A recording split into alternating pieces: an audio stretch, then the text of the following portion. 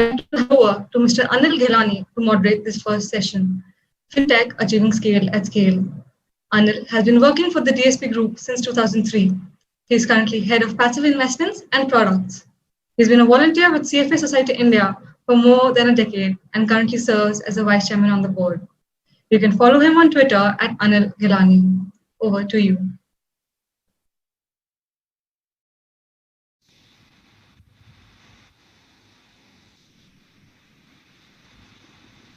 Thank you very much for the very kind introduction. Wish you all a very warm welcome, friends, to the first session of day 2. Today we have with us an exceptional speaker who will talk about some very interesting topics ranging from how the fintech space has evolved in the world of broking, how future is visible in this space, and what certain changes can happen which could disrupt the way in which we look at finance and technology today. So friends, with me today, I have the pleasure of having Nithin Kamath. Nithin, as most of you might be already knowing him very well, but just briefly, I would like to introduce him and bring him on the screen. Nithin, along with his brother Nikhil Kamath, founded Zerodha sometime about a decade back in 2010-11. And Zerodha, as everybody knows, has gone on to become India's first discount brokerage, widely known as one of the key disruptive force in the Indian broking industry. Very recently, Zerodha won the Startup of the Year award at the ET Startup Awards in 2020. But I mean, in that sense, Zerodha and Nithin and Nikhil are not really new to this type of awards. They've been getting this similar type of things. I recall in 2016-17, Nithin was one of the top 10 business people to watch out for in the ET Economic Times Award as well. And in 2019 or 18, they were in the Forbes India Tycoons of Tomorrow. So a very illustrious background. But friends, beyond all of that, I would like to share one personal anecdote. Like I recall very distinctly, Nithin, maybe you can remember the first time I met Nithin was in Mumbai. You know, we were speaking together at one of the conferences, I think in the National Stock Exchange. And it was the first time I had never met with you. So I was like, I don't know how, I mean, what we are going to speak or whatever. But Nithin comes across as such one of the most down-to-earth and humble and approachable finance professionals or a finance leader. So it's really very engaging, very enriching to engage with or meet with or hear from a leader like this. So with that background, I mean, Nithin, I would like to welcome you for our session. Yeah, thanks. Thanks, Anil.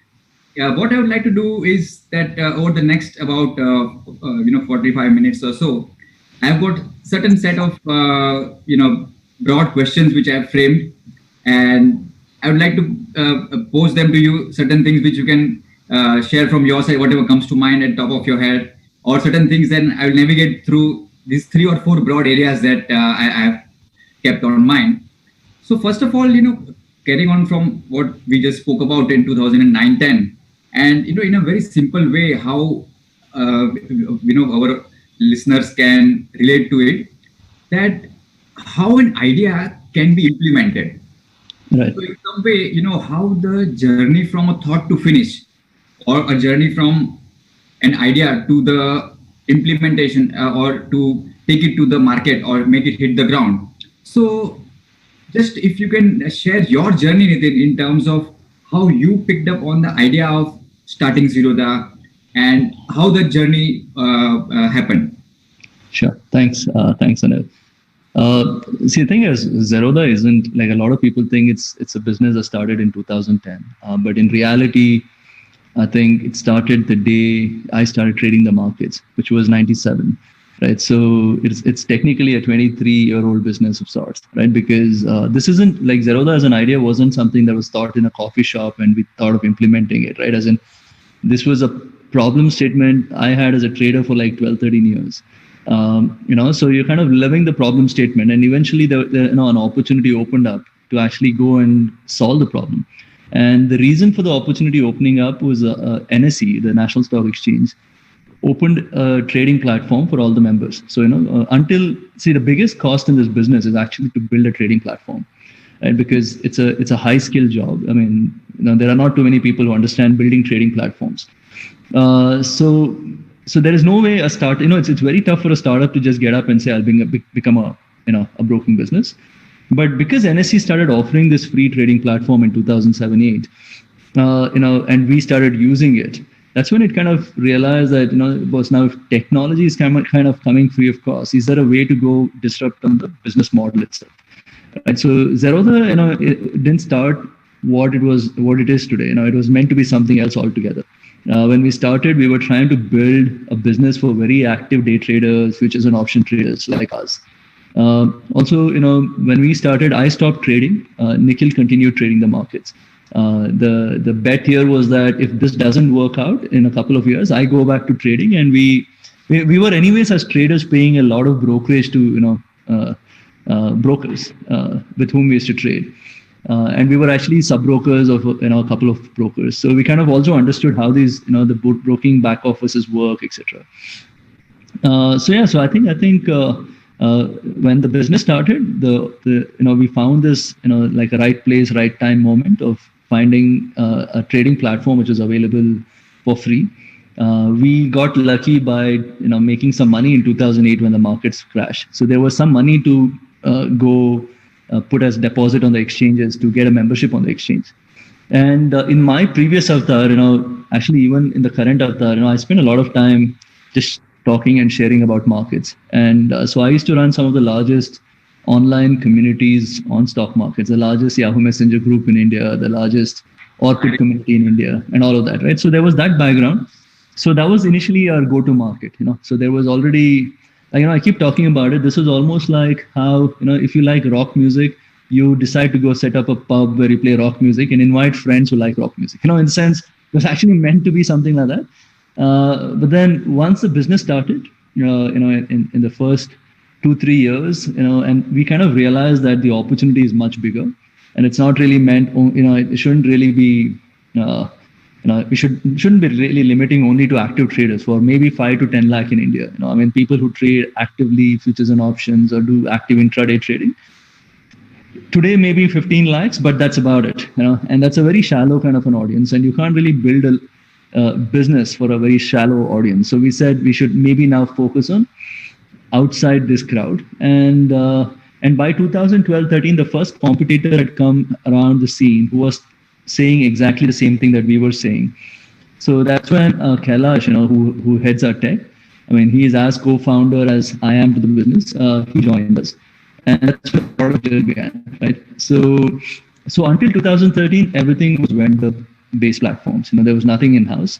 From 2013 onwards, once he came in, he got in the tech skill, and he's like superhuman when it comes to tech. And he put up a team, and our in-house product started from 2015. So the last 5 years has been a different type of journey. The first 5 years was essentially a hustle. We were just taking all these random platforms, putting together, just a different marketing pitch, different, sharing knowledge of as much as possible and all of that. So that's essentially how the business evolved in the first few years. Sure, no, I think very interesting, and some very unique and very interesting learnings from that in terms of how the idea was originated, how you created a hedge around it in terms of a protective net that, okay, between you and Nikhil, how the hedge would work. So classic way of thinking of a strategy, whether it's a strategy of putting across a trade in the capital markets or a strategy of putting across an idea, a business idea onto the platform. So wonderful. Thanks. That was very interesting. Second aspect, Nithin, at that point of time, like you mentioned, you were already sub-broker of some of the other large brokers. And as a part of your investing and trading activity, you were already, as you said, paying large amounts of brokerage, and structurally you were aware of broadly how the broking industry was working. So very often person would go with that mindset that, well, yes, this is how broking works. This is a domain of so-called large, deep-pocketed institutional players. So how did you get the rationale that within that, let us take the plunge, and without any kind of large external capital or funding, how you managed to take on this kind of large deep-pocketed institutions Right. with the kind of a bootstrapping approach that you have followed? Yeah, no, I mean, I'd be lying if I say it was some major strategy and all of that. I mean, it's a lot of right place, right time. So I think, see, the thing is, when I think the idea of Zerodha came, this was early 2009 after the financial crisis. And I actually met some of my friends from the industry, and I said, you know what, I think there's an opportunity to be like a Zerodha type, right? As in, take the NSE Now platform, disrupt on pricing, be an online-only broker, don't have this differentiation in terms of high net worth, low net worth. Once you have one deal for all your customers, then you can be transparent, right? Which is very tough in a financial services industry to be, right? Because they're very opaque in the way they work. So when I said this, everyone shared the sketch, everyone scared the shit out of me. They said, dude, what the hell are you talking? This is meant for someone in Bombay with deep pockets to run and stuff like that. See, the thing is, I think, what I've realized in life, and especially of the last 10 years of meeting a lot of other entrepreneurs who've done well, is that there's a very thin line between passion and foolishness, right? If it works out, you're called passionate. If it doesn't, you're called foolish, So it's, it's a borderline, So if you were to ask me, was it a smart thing to do in 2010 to go become a member, putting all, going all in on a time when broking was probably at the worst ever? It wasn't, it was a stupid decision, to be very honest, but it was a very passionate kind of a decision, and like I said, it's a very thin line, and in hindsight, it worked out, starting in a time when it was worst time for the industry, actually gave us almost like a 3-4 years of first mover advantage, right? Because no one really cared about us until we already became a little big. And that first mover advantage is what is even helping us even today, right? As in, we've been able to build that almost like a thought leadership in this industry, right? It's like, every time someone says low cost or broking or retail broking, everyone say now there's Zerodha. And that 4 years, 5 years of first mover advantage, where we were the only ones talking about it, is what has helped us become that, right?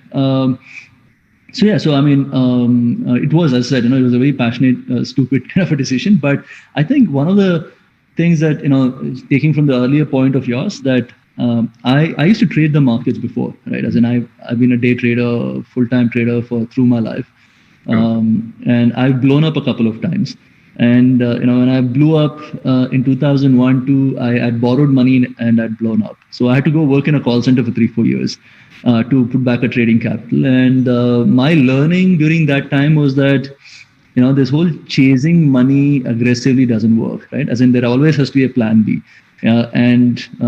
So typically, I think my life strategy today is, make peace with the worst case outcome.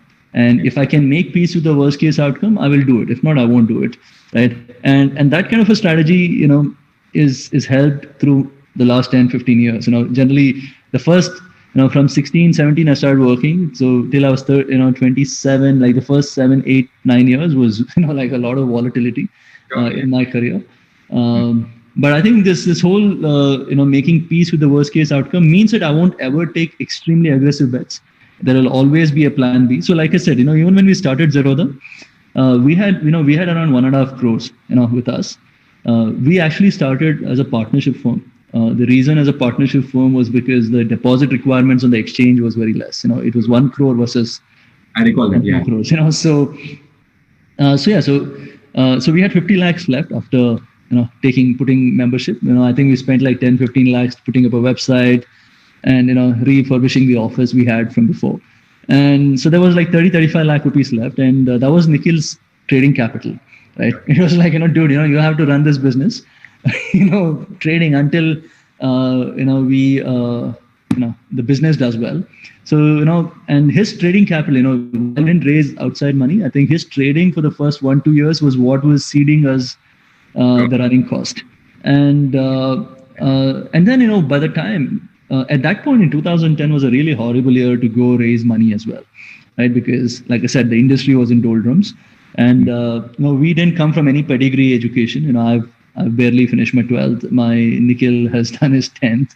And we were very raw at that time. I mean, while we understood the industry, I look at my first presentation of what Zerodha is, and I'll be like, dude, I would not invest in a guy like that today. So right?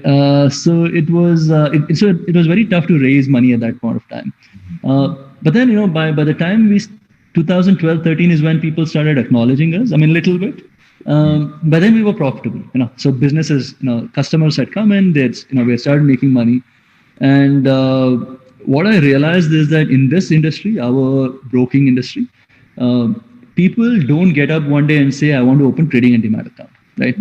Yeah. Usually it's an enabler. If I traded, it's because my friend introduced me to it. If you invested, probably it's because your friend invested. And usually what happens is when someone is, referring you about trading and investing, he's also, incidentally also referring you the broker. If you're not trading, I'll probably tell you, Anil, you know what, I just bought this stock, it's doing well. So you will say, hey, how do I buy this? I'll say, why don't you open an account with Zerodha or whatever, right? So we realized that marketing and advertisement in this business doesn't really make too much sense because people don't look at an advertisement and anyways decide whether to open a trading or demat account, right? Like I keep joking about it. If you saw Shah Rukh Khan tell you to buy a cell phone, you'll probably go buy it. Yeah. If he says open this trading and demat account, assume you open a trading and demat account, right? What will you do next, right? I mean, that has to be used, right? So our whole strategy right from the start of the business was how do we get the word of mouth going? Because we realized that is a lot more powerful medium of growing than advertising and marketing in this business. And now word of mouth, the good thing about word of mouth is it also forces you as a business to continuously innovate, right? Because a person won't refer, I won't refer you a broker unless I love this broker for whatever he's doing, right?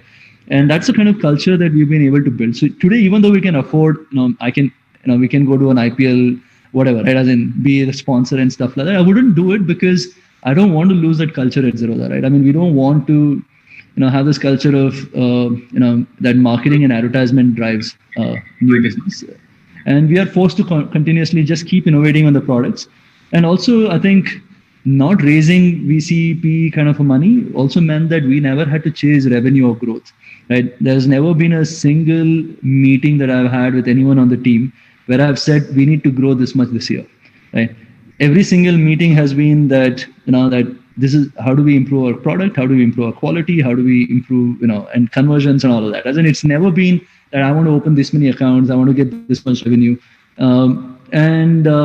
It's a different way of running a business, and it's kind of worked out okay for us. At least every morning I get up excited to run the business, and I think that's and not having this liability of growing fast, or and stuff like that. So that's something. One of the best thing, yeah, of course, yeah. You need to have the kick to wake up every morning and rush to your desk. I mean, yeah. But no, I think very interesting, and I found this part very, very useful, whether it's in your business or if it's in your investment strategy, how to make peace with the worst case scenario. So I think whether it's in anything to do in whether it's in personal life or whether it's in capital markets or business relationships, I think it's a wonderful learning, and definitely worthwhile keeping a thought of. No, I mean, there's just to add on to, there's actually science behind it. There is, so the thing is, like I've said this before, most of us, we are our sharpest when you're calmest. In the sense, if you're excitable, be it sad, angry, panicking, super excited, in all of these states of mind, your brains don't work as well as when you're calm, right? So, and the thing about this whole worst case outcome is, we've had many issues as a business, right? As in we've, and usually my first question to our team is whenever we have issue is that, dude, can you tell me what's the loss? What's the maximum loss of this issue? And recently when crude oil went to negative, we were out of money, right? We lost $1 million that day, right? But my first question was, dude, can you tell me what's the maximum loss? Right? But as soon as I knew that it's $1 million, it took me like a couple of minutes to say, okay, dude, man, it's stupid. But then in 2 minutes, I'd made peace with it, right? And then after that, I could actually act rationally to whatever came, right? As in, there was no panic after that. And that's, and I think it's a good way, to lead life, because that way you are usually generally calm. And the thing is, when you're calm, it's like, if you're, if someone who cycles, right, it's being in the same cadence, you can cycle much longer, right? So, Yeah. And I think I know you are quite fond of cycling, and I can see your bike. No, I've heard about that before. So very interesting. Yeah. No, and that's a very good point. That if you are at peace and you are calm, then you can be at your best, whether in terms of thinking of ideas or innovation or whatever. So wonderful. I mean, that's really very insightful. Nithin, just carrying on further from one more point on that, and then I'll move to some other aspects. So like how you mentioned that, in the first few years, it was a little bit different, and then gradually, now you have got the advantage of being the first mover in terms of low cost brokerage or zero brokerage or, that space. And if I think of some very unique perspectives which people bring, maybe from different industries and different markets, where often it's said that, if it is free, then you are the product.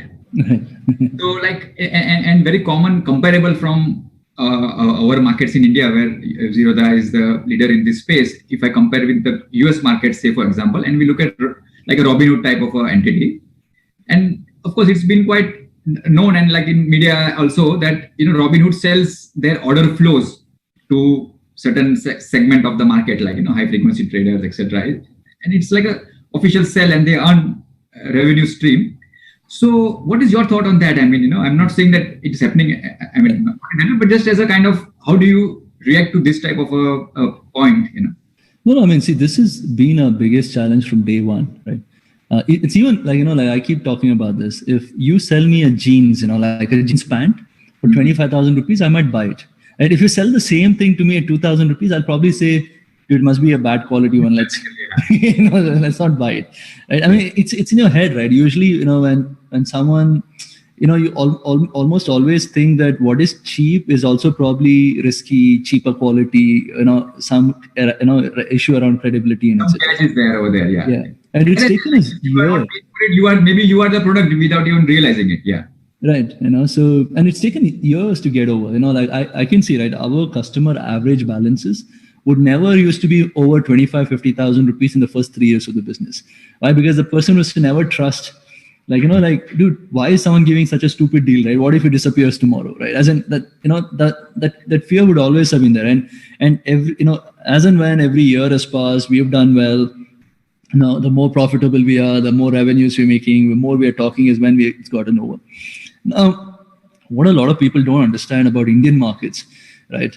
It's, the way US market works and the way Indian markets work are completely different. In the US, I don't know how the regulator allows multiple destinations for the order flow. That means, see, in India, when you place an order on the, on say Kite, our platform, the order has to go to the exchange. There is no sending order here or there, right? There is areas. Yeah, I understand what you're saying. Yeah, right. You can't, the order flow has to be, the matching engine is the exchange, right? And, you can't match anywhere in between, right? So we are never in the middle of the order flow, right? So there is no such concept. In the US, on the other hand, you can send the order flow wherever you want, right? Yeah. I, as a broker, like for example, say you today just placed an order for say buying 1 share of Apple, right? When the order comes to my trading platform in the US, I can decide as a broker to fill the order for 1 share. Or I can say I will sell it to a high frequency trading firm. Or I can decide to send it to the exchange. So I actually, as a broker, have multiple options to do that. So, in India, it's not possible. Like in the US, the other thing, I think SEBI has done a brilliant job with all of this. The other thing, like in the US, which is not spoken as much about, which generates revenue for brokers, is this lending of securities, right? Because in India, this whole concept of shorting securities using SLB is not a very popular concept. It's still very new. In the US, for example, Tesla has I don't know how many $1 billion of shorts, right? Yeah. Now, all these $1 billion of shorts are essentially someone who has borrowed stock from a broker and then sold it in the market, right?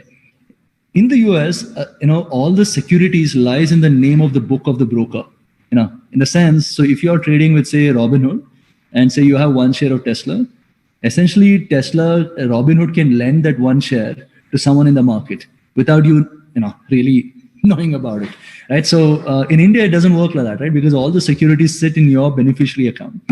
And the lending fees come to me, not to the broking.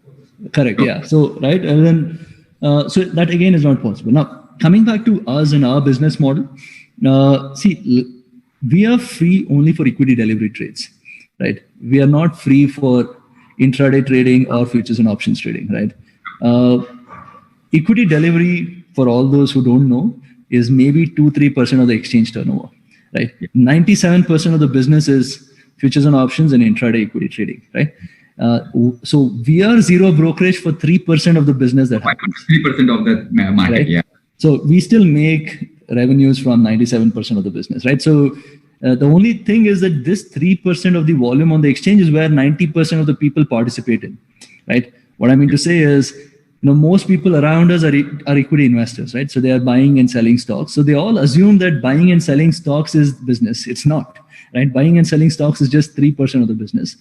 But the challenge here, for the industry is, the broking industry, is this crowd which contributes this 97% of the turnover is just maybe 10 lakh in India, right? Every day there are probably 10 lakh traders who are doing futures and options and intraday stock trading, who generate revenues in the business, or who generate trading volumes in the exchange, right? So recently, SEBI has put these restrictions on how much intraday leverage a broker can offer, which is going to kick in from December 1st. I was just tweeting about it recently, which is, so potentially that can reduce the trading volumes on the exchanges, right? So there is, I actually written a blog post about this, about if you're not paying, you're the product, and just to quash that saying, nothing like that happens. So in our case, at Zerodha, active traders, speculators, subsidize investors, and we went zero brokerage for equity investing in 2015 December, right? And one of the reasons for going zero brokerage was a lot of people were looking at Zerodha as only for speculation. So people used to say, if you want to invest, use ICICI HDFC Kotak. If you want to trade F&O, use Zerodha, right? As in, we wanted to break out of that image as a business. And so that's when we went zero brokerage in 2015 December. And so that's the story behind. Very interesting. Yeah. No, and I got the point that how some component within the business itself is subsidizing the other part. It's not like the customer is being used as a product. So very, very good distinction, Nithin, you articulated very well. Now I'll move to slightly different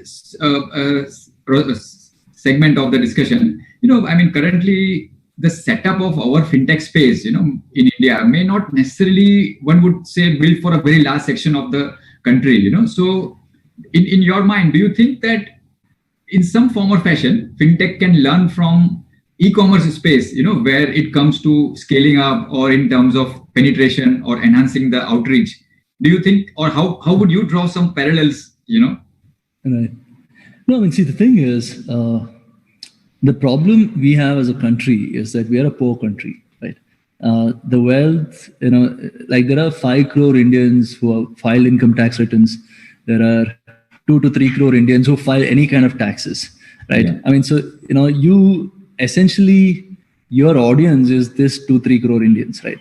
You can't, how do you go sell someone, an investment product if he doesn't have money to invest, right? As in, so, a lot of times people, when they estimate the size of Indian markets, they go wrong because they think, 130 crore population, so at least 5%, that logic doesn't work because most of India doesn't have the money to invest, I think, I hope we as a country can turn this around over the next 10-20 years and we have more people, making money, and then potentially then there is opportunity to kind of grow.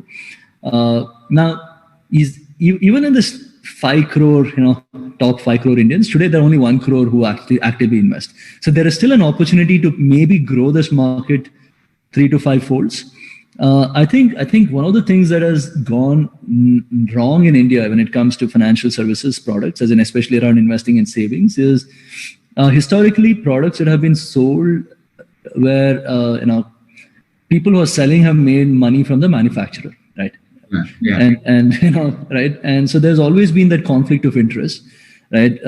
So be it a relationship manager at a brokerage firm, right, who is constantly doing more trades in your account if he's advising you, getting you to churn quite often because he generates revenue from brokerage, right? Or someone who sells you an insurance policy just because it makes maximum commission.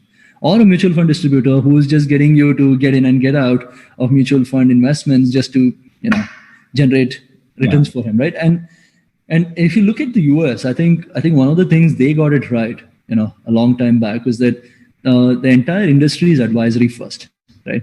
So advisors charge a fees on the AUM, right? Yeah. And there is nothing.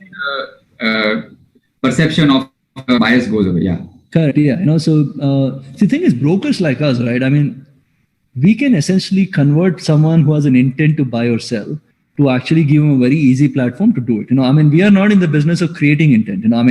Right? That's not something that we are going after as well. I mean, we are educating customers. We run some of the largest education initiatives in the world, but we are not in this buy this stock, sell that stock, buy this mutual fund, sell this thing, right? So I think that's a different industry that has to spawn off, because without the financial education in this country is really, really poor, right? And if we have to grow this ecosystem in this country, I think there has to be this advisory ecosystem that has to first come through, and who are gonna handhold a lot of these first-time investors and get them to do the right thing for the customer and not right thing for the advisor, right? And the other problem in India is that one of the reasons why the advisory ecosystem is not there is because Indians hate to pay a fees, right? I mean, they want everything free of cost, right? As in, sure, yeah. I mean, unless there is a revenue model, people know that advisory ecosystem will never come through. Yeah, and hence the distinction between like I was initially trying to articulate is the distinction between like an e-commerce space versus the fintech type space, where there is a much more wider thing and very different business model and revenue streams. Right. Yeah, and the thing is in e-commerce, right? See, the thing is, in e-commerce, there's already intent. No one is going and creating an intent, right? You have an intent to buy a mobile phone. You have an intent to buy whatever, right? I mean, here you need to first go create an intent, that I want to invest or I want to save. And that I want to invest. See, the thing is, no regulator in the world will allow you to sell greed, right? So you can't go do a marketing campaign saying, invest and you can make 30% per year, right? I mean, if you could do an advertisement campaign like that, automatically the industry will grow, right? As in, you don't have to do anything, right? But right, you can't do that. So what it means is that you will have to have advisors going and hand-holding people. Otherwise, like we see it happen quite a bit at Zerodha as well, which is one of the things that we are constantly thinking about and working on, which is a lot of churn. Right?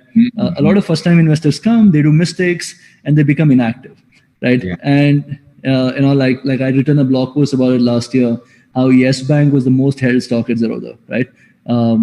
Like every fall in the stock, people just kept buying more and more and more of it, right? Yeah. And that problem, everyone's plagued with that problem. These are all biases that we are all born with. I think one of the biggest bias in this industry is the disposition bias, which is, if you have something where you're making money and something you're making a loss, you want to sell what is making money and buy more what is losing, right? Which is the worst strategy as a trader or as an investor. But that is exactly what almost everyone does, right? If like we saw this behavior during the Yes Bank times as well, is in people are selling their profitable stocks and buying more of Yes Bank, thinking it's fallen, so it's going to somehow recover and it'll somehow make money, right? And so we are actually, as a business, we're building this platform called Nudge, which the idea of the platform is to tell people, at least remind people when they're doing such mistakes, which is that's very interesting. So Nithin, coming to the similar thing on a slightly different angle, with the current enhancement of blockchain, and not just for some other purpose, but like, using blockchain technology for enabling enhanced security or, enhanced robustness of the entire platform. So what is your view on this space? Like, do you think, in India, we have the possibility to implement such a technology or such a platform where blockchain is the underlying, maybe for the near future? I mean, see, the thing is, we haven't really seen any use case for any of this, so blockchain, AI, ML, whatever. I think the closest to AI that we use is for IPV image recognition. Like, so when we are doing in-person verification, you have a photo on the Aadhaar. We want to match the photo on the Aadhaar with the person doing in-person verification. That's the only AI we use. I mean, a lot of people in this space talk about a lot of blockchain, AI, ML, but we haven't really seen any use case for this. And I think to be very honest, I think the whole use case for blockchain is maybe around, KYC, etc. Probably, that's probably the only real place there is a use case. There isn't anything when it comes to order flows and execution, etc.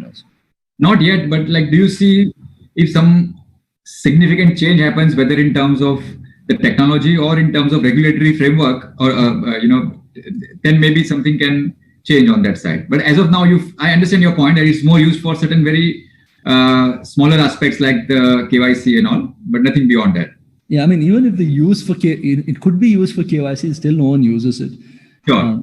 But I don't really know if incrementally if it's even worth the effort to go implement blockchain for KYC. So. Fair enough. Yeah.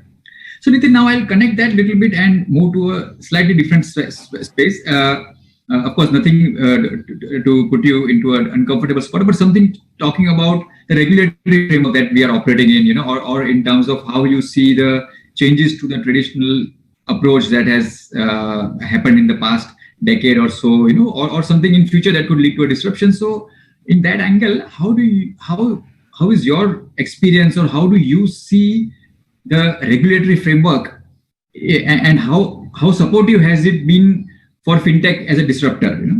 Right. I mean, see, the thing is, the biggest tipping point for us in this journey was Aadhaar, right? When Aadhaar was allowed for KYC and e-sign, because for us, before Aadhaar, an account opening used to take us 14 days. It was a 40-page document, right? And so before Aadhaar in 2016, we were at 100,000 customers. Today we are at 3.5 million customers. So we have grown 35 times, in the last 4 years versus the first 6 years. And the biggest reason for that, apart from our products and etc., is the fact that the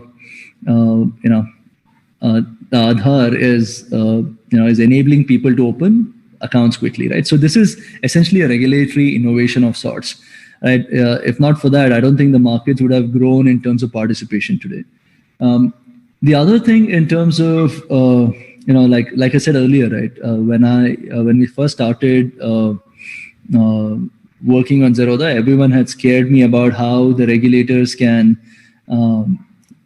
potentially how SEBI is so scary, they're monstrous, and they can potentially, you will not be able to, grow this business and etc. But I think the experience has been just the opposite. I think SEBI has just been extremely, I think they've been very supportive of innovation. So anything that we have done till date, as long as, it's in the intent, the best interest of the customer, there's never been an issue. Right? Now, over the last 2 years, there has been a bunch of regulatory changes that has happened for the brokers and brokerage industry. Now, I think, in the business, especially in a regulated business, I think as a founder, CEO, or, some of the, some of the core team, I think, yes, it's important for the core team to kind of be prepared for how the regulatory changes can evolve, right? Because that's also very key. How we always look at how business and how your customer is all evolving. I think it's also important to wire your business around saying how is the regulator going to evolve his thinking and his decisions and etc.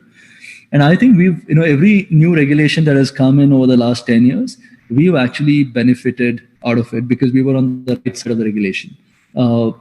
Just to give you an example, in 2010, when we started the business, one of the main reasons for starting the business was SEBI had introduced this concept called as a short margin penalty. Right? Because, until then, a broker could allow a customer to trade futures and options and hold positions overnight, irrespective of how much money is in the account. Right? Then after 2008, other financial crisis and all that, whatever problems happened, SEBI came and said, now every broker has to collect minimum of this PAN, right? And once we knew that a broker has to collect minimum of this PAN, now we knew that there is no regulatory arbitrage or so. So everyone is now on even keel. And that actually was the reason, for the birth of Zerodha itself. And because I would have never started this business if I knew that I have to give unlimited amounts of leverage to our customers on an overnight basis, and you are just one incident away from blowing up, right? So I mean, it's kind of evolved post that, every few years. Over the last 2-3 years, it's been just at a very crazy pace in which it's changing, especially for the industry.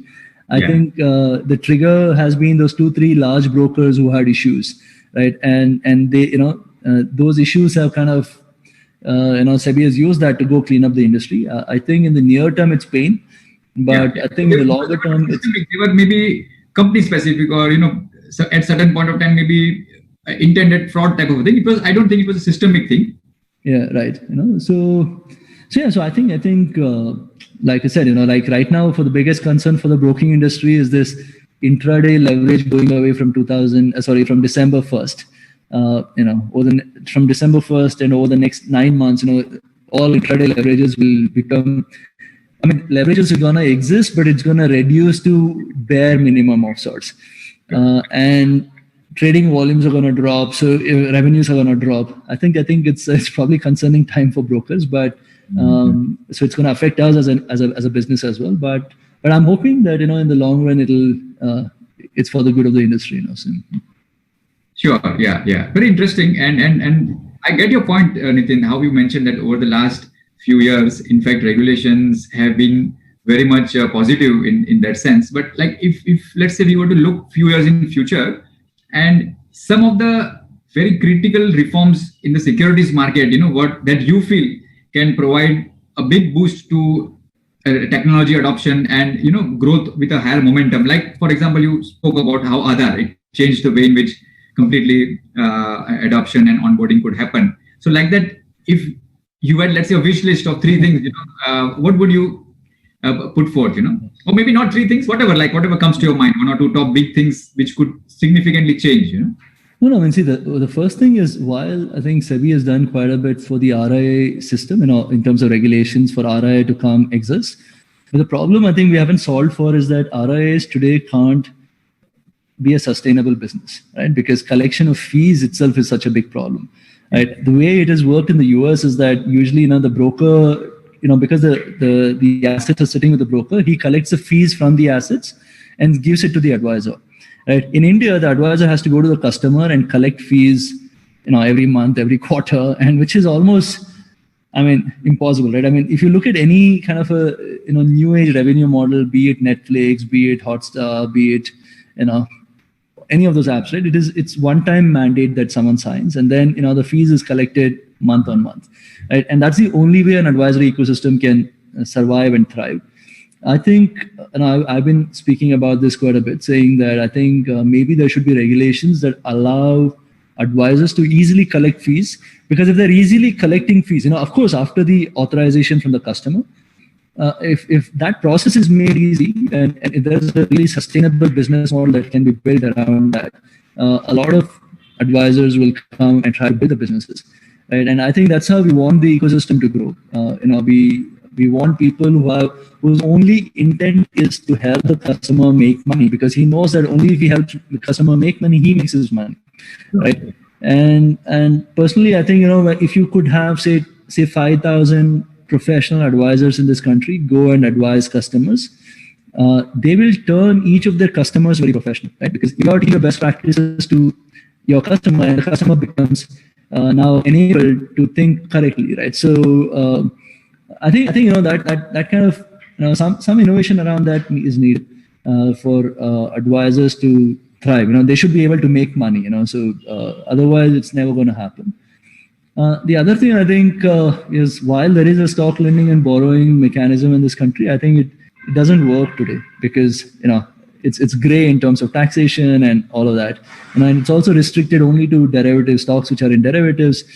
If it's in derivatives, it's so much easier to go short of future versus borrowing and selling, right? So why would anyone go there, right? So it has to be extended beyond all stocks should be there on stock lending and borrowing, and maybe, made a little easier, for that to happen. So yeah, I think these 2 things, particularly the first one around advisory thing, I'm extremely passionate about. Like for me, every morning I get up and say, dude, how do we grow this capital markets in India? Because it's important for that to happen, because we rely too much on foreign capital. We need our local capital powering local businesses, and those kind of large long-term changes can happen.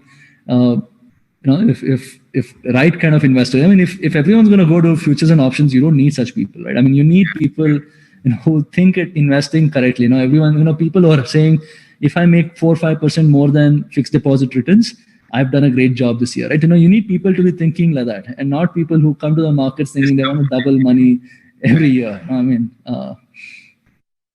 No, fair point. I get your angle that you're saying, and I also resonate a lot with the point you mentioned in terms of local capital itself should be harnessed in a much more better manner to fund the local businesses, and the capital market vibrancy should increase both. I would feel both sides. Of course, you are right now mentioning only from the equity market side, but also from the fixed income or the debt capital market side. Both the sides of the equity as well as the debt markets should be much more harnessing the local capital as well. So very good point. And yes, of course, I'm sure many of these things are in the regulatory pipeline as well already as we speak. So moving a little bit from the overall ecosystem, the blockchain, AI, ML, then to regulatory changes and wishes from the regulator, I would like to take the next section around how should somebody look at a kind of career in this area, or let's say we have many young professionals also who are watching us right now. So somebody who's looking at getting a job in this segment. So how you think of growth area in this segment, or connecting that with you specifically as a Zerodha. When you hire, what are the sort of profiles and backgrounds that you prefer? And maybe some example of, let's say, how you've done some recent hirings, or No, I think, the thing is, the world is just evolving too fast, right? And today, I don't think we are really a financial services firm. We are a technology business today, right? And our hiring is as we hire technologists, in the sense, it is, so I think the right kind of person today is someone who understands finance, plus he understands technology. And because the understanding of technology is becoming more key and more key. I'm saying all the new businesses that will evolve from now, right? I mean, forget the old school ones, right? All the new businesses that are going to evolve are going to leverage technology to build their businesses, right? So your understanding of technology is really key. Yeah. We've kind of used a different kind of strategy when we are hiring. What we've done is we've said we don't want people with baggage, so we hire freshers. Throughout the company, for most people, we are probably their first or second job. I mean, if it's not the first job, it's maybe this first, second job. We've never really hired people who work for brokers because, so we think, someone who's worked in another broking company, he probably comes with his own baggage in the way he thinks about.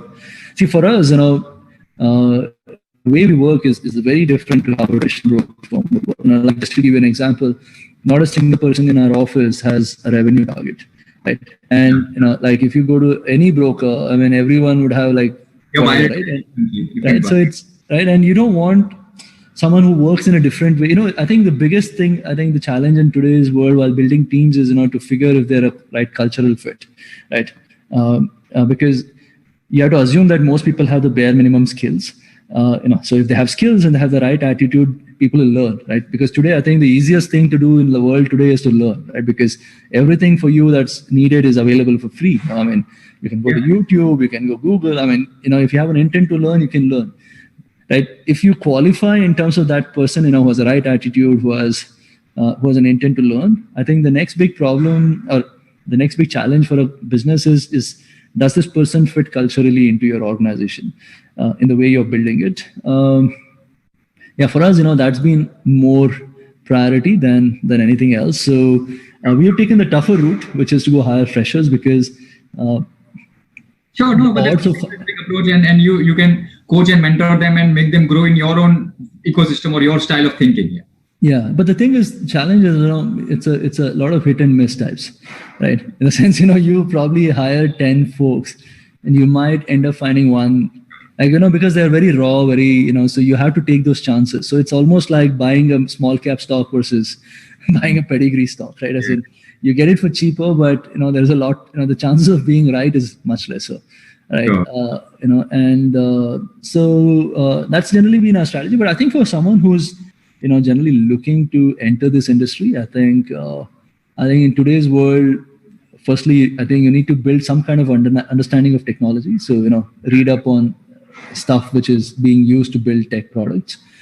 And secondly, I think understanding of the customer, right? Thankfully today, because of social media and all of this noise, you constantly have this chitter chatter happening on, people talking, etc. It's just there's a lot of it is noise, but you can build some intelligence in terms of how people think, how people talk, etc. So I think yeah, these two things. Maybe. Sure, yeah. So I think if I was to summarize, I think for everybody listening to us right now, if you have a dream to work in Nithin's team, it's not just finance knowledge that is important, nor is it that only technology and coding knowledge. I think you have to have a mix of both. One needs to be very much aware of the way in which technology is developing, be aware of newer languages like maybe Julia and other ways in which like technology can evolve, and at the same time have a solid finance background also. So like if let's say you are a young CFA charter holder, maybe you can supplement your core finance knowledge with a little bit of a technology knowledge also, and that would be the kind of a ideal profile for somebody to attract Nithin's attention and bring you on his dream team. Yes, you got that right. Yeah.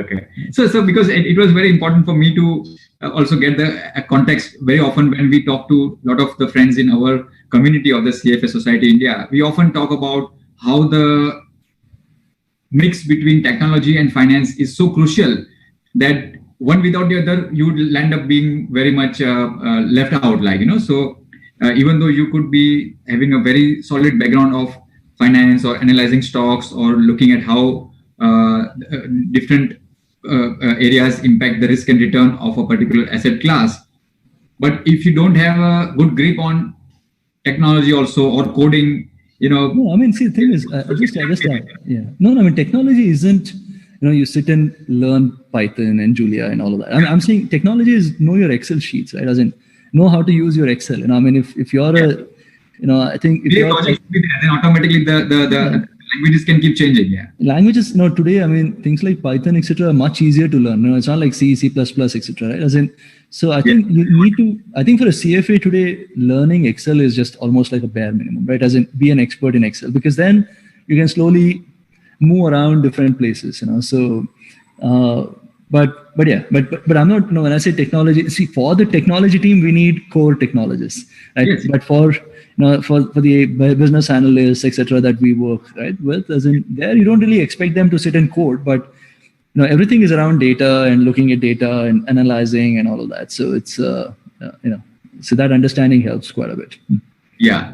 So Nithin, I'll just connect this with one more point which slightly we touched upon earlier, and it also brings back to the whole concept of a responsible business in the world of investing.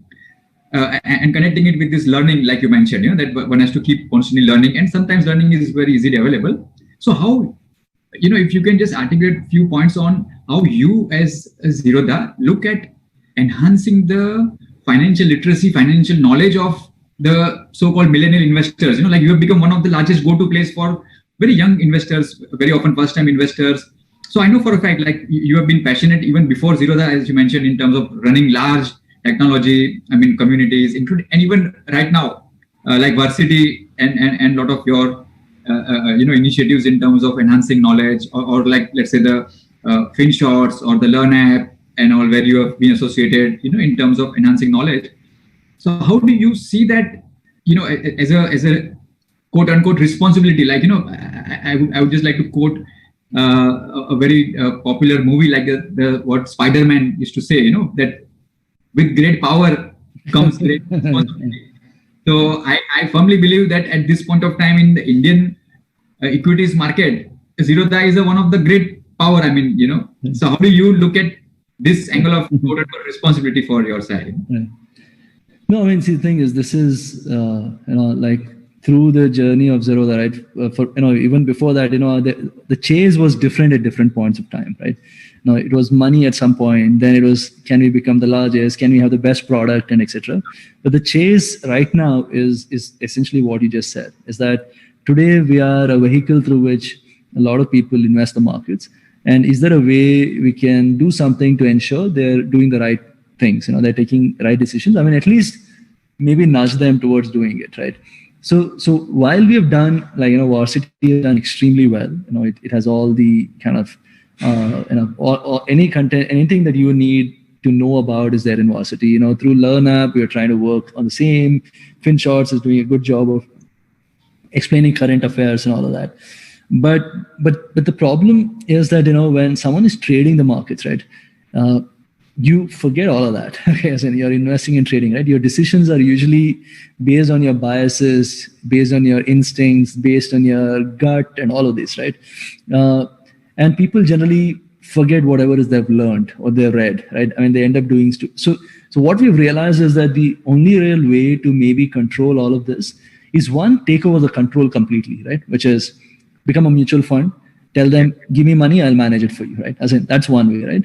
Or two is this advisory thing, right? Make sure that any trades that a person is placing, it goes, it's allowed by an advisor, and only the whatever is allowed by the advisor, allow the trades to happen. So at least the advisor is an experienced professional, so he's doing the right thing for the customer, right? And the third thing though is, which is what we are working on currently, is this saying, can we build a layer on top of a trading platform, which is almost like an assistant, which is reminding the person to do the right things. Like, for example, in March this year, when we realized that there is this whole rush of first-time investors coming to the markets, and we also realized that there was a sudden rush of penny stocks, right? Because a lot of these first-time investors don't understand what penny stocks are, right? So people generally think a stock which is at 5 rupees is better than a stock which is at 500 rupees, right? So you're instinctively going and buying a stock at 5 rupees. And so what we did was, the first nudge we built on the system was penny stocks nudge, which is when today on Zerodha, if you're trying to buy a penny stock, we scare the shit out of you, right? We say, you put money in this, you can potentially lose all your money, right? So firstly, we are creating that awareness to the customer when he is transacting, right? Because, creating awareness sometimes helps. If I told him about penny stocks 6 months back, when he's buying penny stock, he would not remember what a penny stock is. He would not know if it's really a penny stock or not, right? So the first nudge was that, which is, the penny stock nudge. And if in case, the customer wants to override this penny stock nudge that we are given, and he wants to proceed, we allow him to proceed, but then he has to install a TOTP app, give a TOTP before he can actually buy or sell this penny stock. So what we have done is we have essentially, a penny stock percentage of trading volumes is reduced by 60%, right? And I'm super excited about the fact that the platform was able to kind of, create the right behavior in the customer. And so I mean, the future essentially is, is doing stuff like that. I think when you're trading the markets, everyone who trades, invests, generally has to follow maybe 4 or 5 very basic hygiene check kind of rules, which is don't go against the trend, don't put all your eggs in one basket, the disposition bias, don't sell your winners and buy more of your losers. So what we are trying to say is that, can we build all of these rules into the engine itself, into the trading platform itself? So every time someone is breaking this rule, we kind of nudge the customer and say, dude, you're breaking this rule. Maybe it's not a smart thing to do, and you should,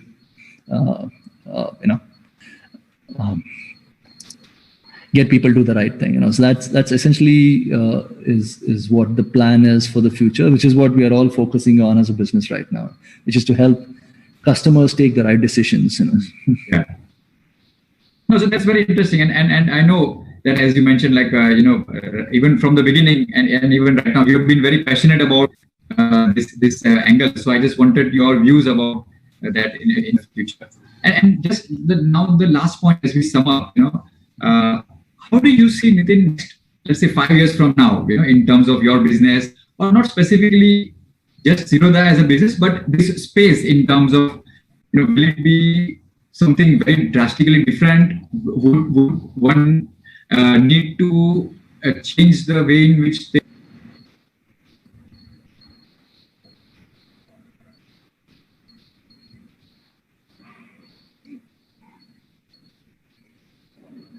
Yeah, so I think we lost Amit there, but I kind of got the question, which is what is the future for the industry, as in what can potentially happen in the industry over the next 5 years. I think it's a really tricky kind of a question to answer, because the markets are evolving so fast. Like usually I get asked this question quite often, saying, Nithin, what do you think will happen to the brokerage industry over the next 5 years, or what will happen to Zerodha over the next 5 years? And usually my written question is, what do you think will happen to the Nifty, the index? So okay, let me a little bit. I understand. Sorry, I didn't mean to put in a spot. I understand. Like if anybody would, as you said, predict what is going to be Nifty in 5 years, but you and I won't be sitting on our screens over here. We would have bought out island to some exotic location in Mauritius, and we could be setting up over there. Sorry, let me little bit rephrase. Which and hence not about where Zerodha will be 5 years later or what broking industry, but broadly, let's say if you can articulate some trends which could be the drivers 5 years from now, and so that let's say a young finance professional or a young fintech person looking to develop a career in fintech, how can she or he look to the future in this fintech space? Let me put it slightly differently, which will help a lot of our viewers also. And I didn't mean to put. Yeah. No, I think regulations are slowly change. I mean, it has been slowly changing over the last 10-15 years, but I think it's been much faster in the last 1 to 3 years. I think regulations slowly and steadily will keep changing and end up supporting businesses like us who are only on the execution side, right? It's very clear, regulators have been talking about it, that execution, advisory, distribution, I mean, this all have to be almost like separate entities with Chinese walls. So, today the way the industry works is, almost everything happens in one place, which is execution, advisory, distribution, right? So there are multiple conflicts that exist here. So one, that trend is for sure that, if not today, in some time in the future, all of this will get distributed. So, like an execution broker like us will be powering only execution, an advisory company will be doing only advisory, a distributor will be doing only distribution, right? So, so I think, if someone's right now thinking about building a career around it, I think you need to pick up saying, what is your core competency? What is that you think you can add most value to, and keep building your skills around that. If you think if you want to be in execution, for example, you have to be, you need to be proficient in technology, you need to be proficient in terms of data analysis, like, understanding data and helping the technologies build, like almost like those product managers of sorts, right? Which is you're, looking at all this market behavior and, coming up with suggestions in terms of how the product can be developed or improved. And if you're if you're kind of going towards advisory, so then your universe is about do you know about all the products, what are the right kind of products to sell to the right kind of risk profiles, and all of that, and that all comes under the advisory thing. Now distribution is a little, I don't really know if so you can assume that you have to either work for execution companies or for advisory companies, and then you build your skill sets based on what feels more right, as in what is more core competency to you, what you enjoy more, and try to add on to your skills around that. So.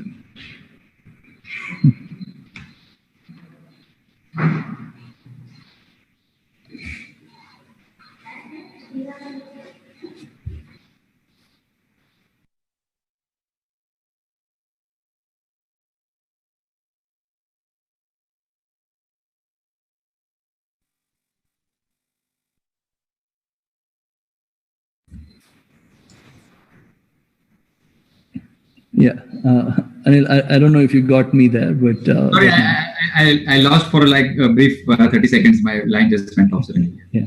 No, I was just telling, that the world will slowly evolve into, if financial markets, I mean, there'll be two things, right? There are one execution platforms, one advisory platforms, and one, of course, manufacturers like, DSP, etc., right? Which is manufacturing products, right? So I think, whoever's building a career has to kind of say, where are my skills? What is that I enjoy doing more? And if it's execution, it has to be more technology, data analysis, etc. If it's advisory, it is more understanding of products, risk profiles, and things like that. And if it's manufacturer, it is something, I think it's a little tricky there. But generally, I think the world is going to evolve into execution advisory as separate businesses, which will require people with different kind of skills, working for them.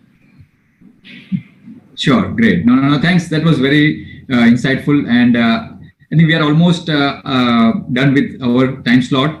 So I think let me just summarize.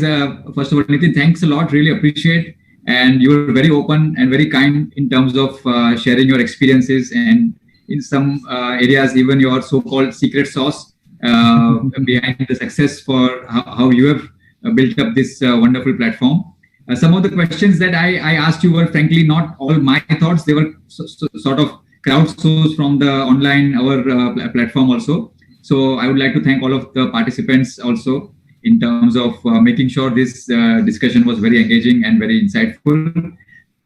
Friends, from our perspective, as we summarize, I would like to just highlight one or two key things. As Nithin mentioned earlier, while working in the field of finance or any other area where you need to win the trust of the investor or your client, there we should always keep in mind what Nithin articulated, that if you have a story or if you have a business model where you are not constantly chasing some revenue target or some number target, of course that should be there at the back of mind. But if instead of that, your focus is on how to enhance your product, how to make sure your delivery to customer is better, how your user interface is going to be superior, or what problem it's going to solve for the client, then always it's going to be much more beneficial and much more powerful for you. Automatically revenues and profits and growth will follow. So I think that's a very important key takeaway from my side. I mean that, you should always try to be the number one trusted